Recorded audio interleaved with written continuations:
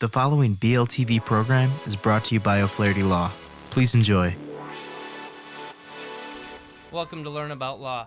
My name is Kevin O'Flaherty from O'Flaherty Law, and today we're going to answer the question, what is a settlor of a trust, also known as a grantor?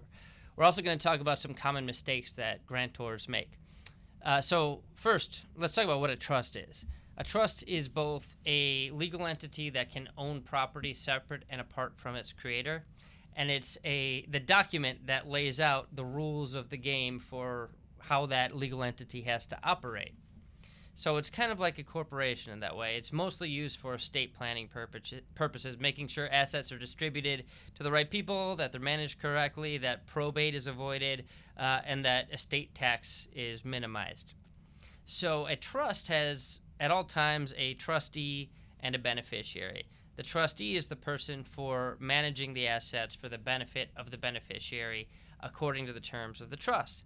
And there will often be successor trustees named to act in order if something happens to the original trustee, if they choose to resign as trustee.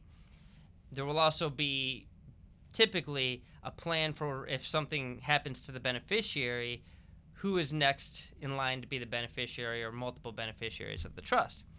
So the settlor or grantor is the creator of the trust. They're the person that creates the trust document that lays out the rules of how the assets are to be managed, how they are to be distributed, when they're to be distributed. Importantly, who the beneficiaries are going to be, how that is going to play out based on multiple contingencies over time, and who the trustees are going to be. Now, the settlor or grantor in a revocable trust situation, which is used for a basic estate plan, usually will start out as both the trustee and the beneficiary and then name people to take on those roles after he or she passes away or becomes mentally incompetent. But the settlor or creator is the person that is creating the trust for the benefit of either themselves or future beneficiaries or both. They name the trustee and they lay out the rules of the game for how the trust assets are going to be used.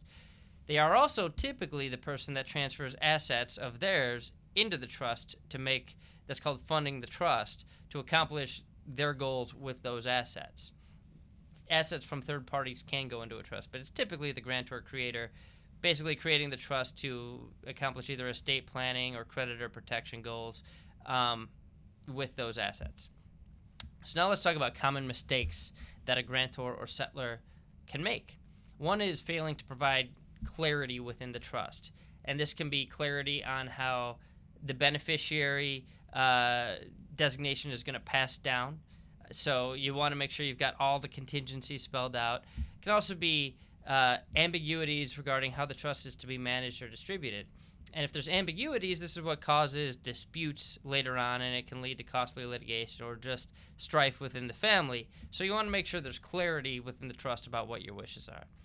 Another mistake is settling the trust, creating the trust, and then forgetting about it and not making updates when major life changes happen.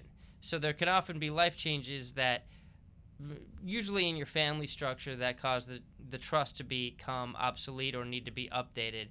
So if you have a major family change, you should talk to your attorney to see if your trust needs to be modified.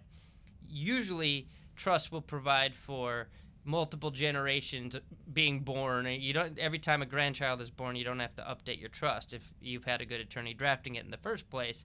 But if you have a falling out with one of the beneficiaries or the trustees, or there's somebody that you initially named trustee that you're no longer close to, that's the situation where you want to update the trust.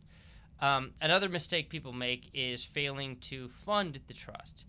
And this is, again, something your attorney should counsel you on, but there's a lot of estate planning attorneys that just kind of use template forms, get paid to give the form to the person, and then wash their hands of the case and consider themselves done.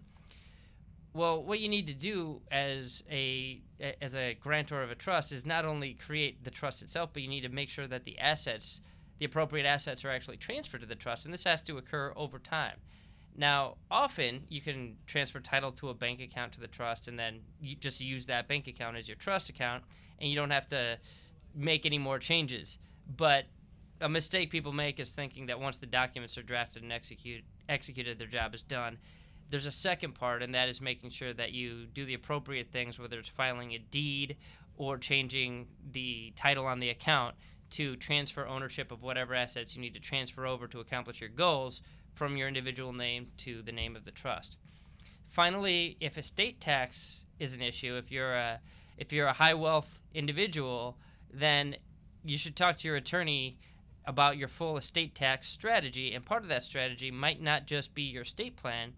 It might be a gifting strategy to remove assets from your estate to your loved ones during your lifetime, and there's basically a cap annually on how much you can gift. So if you think that's going to be an issue, you want to make sure that from the outset you're making the maximum gifts you can make every year, if that's part of your strategy. So if you have any questions, you can leave them in the comments section below this post at learn-about-law.com or below the video on our YouTube station. If you found this helpful and would like to be notified of our daily article and video posts, subscribe to us on YouTube, iTunes, and SoundCloud. If you need some help, either in setting up a trust or administering a trust, or really anything else legal related, you can give us a call at 630-324-6666.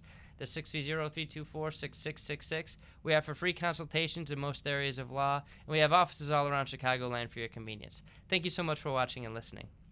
Thanks so much for watching our video. If you have any questions, feel free to comment below. Click the subscribe button for new videos every week, and download and review us on iTunes. Visit learn-about-law.com for other legal-related articles and videos. Visit our business podcast and video blog, seizeyourbusiness.com, and visit Making Real Estate Fun for real estate videos and podcasts. Call us at 630-324-6666 for a free consultation.